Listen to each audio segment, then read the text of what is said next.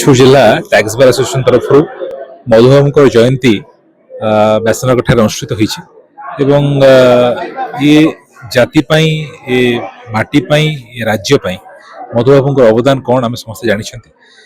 କିନ୍ତୁ ଆମର ଉତ୍ତର ପୁରୁଷ ବା ଆମ ଉତ୍ତରଦାୟିତା ମାନେ ମଧୁବାବୁଙ୍କ ସମ୍ପର୍କରେ ଜାଣିବାର ଆବଶ୍ୟକତା ରହିଛି ଏବଂ ମୋ ମତରେ ଯେବେ ଆମେ ଓଡ଼ିଆ ବୋଲି ଗର୍ବ ଅନୁଭବ କରିବା, ଓଡ଼ିଆ ଭାଷା ସାହିତ୍ୟ ସଂସ୍କୃତିକୁ ଅଧିକରୁ ଅଧିକ ପ୍ରଚାର ପ୍ରସାର କରିବା ଏବଂ ଓଡ଼ିଶା ପାଇଁ ମାଟି ମନସ୍କ ହେବା ଏବଂ ଓଡ଼ିଶାର ମାଟି ପାଇଁ ଆମେ ସ୍ୱପ୍ନ ଦେଖିବା, ସେବେ ପ୍ରକୃତରେ ଆମେ ଜଣେ ମଧୁପ୍ରେମୀ ବୋଲି ପରିଗଣିତ ହେବା। ତେଣୁ ଆଜି ମଧୁ ଜୟନ୍ତୀରେ ମଧୁବାବୁଙ୍କର ଅମର ଆତ୍ମା ପ୍ରତି ମୁଁ ମୋର ଗଭୀର ଶ୍ରଦ୍ଧାଞ୍ଜଳି ଜଣାଉଛି।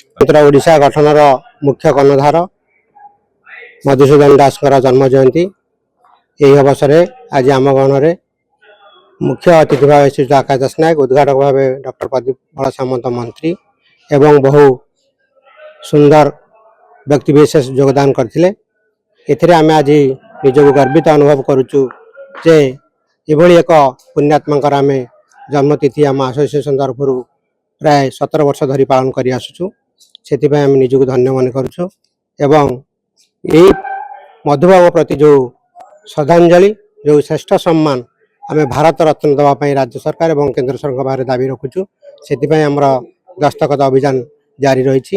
आपण मध्य मोर निवेदन जेपरी मधुबाबू को भारत रत्न मिलू एवं ता हम आम प्रति श्रेष्ठ श्रद्धांजलि। निश्चित भाव में प्रत्येक आईनजीवी को जन आईनजीवी हिसाब से मोर अनुरोध रखी जे आमे मधुबाबू आदर्श अनुप्राणित होगा एवं प्रत्येक परिवेश को मधुमय करवा। विवेकानंद महांती सभापति जाजपुर जिला टैक्स बार एसोसिएशन।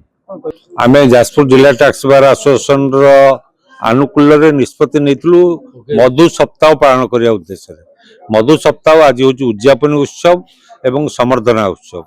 ये जो मधु जयंती जिला स्तरीय आईनजीवी दिवस आम 17 वर्ष है कर आज व्यासदेव टाउन हॉल स्थानीय जाजपुर रोड रे आमे सुंदर भाव में कार्यक्रम करूँ जो थे मान्यवर मंत्री डॉक्टर प्रदीप कुमार बड़ सामंत एवं मान्यवर विधायक कोरई श्रीयुक्त आकाश दास नायक तथा योजना बोर्ड अध्यक्ष एवं मुंबई ओडिया महासंघर सभापति सूर्यक्षेत्र चैरिटेबल ट्रस्ट अध्यक्ष डॉक्टर विपिन बिहारी मिश्र तत्सहित जो वक्ता माने अछंती विशिष्ट मधु साहित्यिक मधु गवेषक मधु जीवनी उपरे तांकर रचना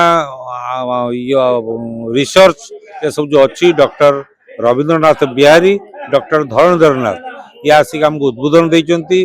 जाजपुर जिल्ला रु समस्त नवनिर्वाचित सभापति संपादक मानक समर्थित करिचु। तत्सहित जो स्कूल रे आमे जाइथिलु आलोचना करिथिलु एसबी इंटरनेशनल स्कूल एवं व्यास पब्लिक स्कूल सेठी पिला माने जो माने कृतित्व हासिल करथिले ताकू मध्य समर्थन ज्ञापन करिचु।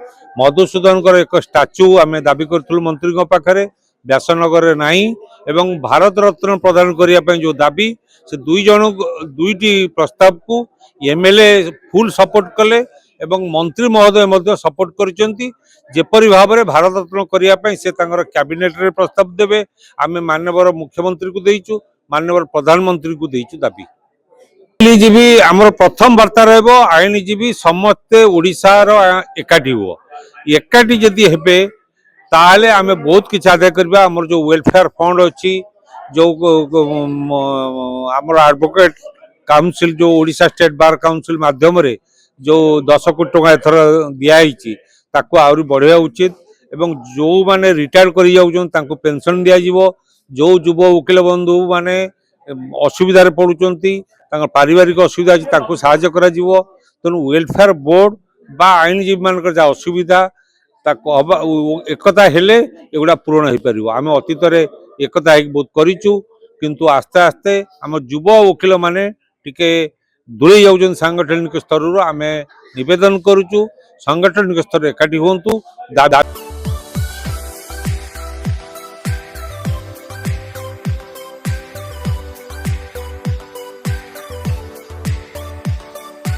हॉलमार्क ऑर्नामेंट्स स्वप्नरू सत जाए।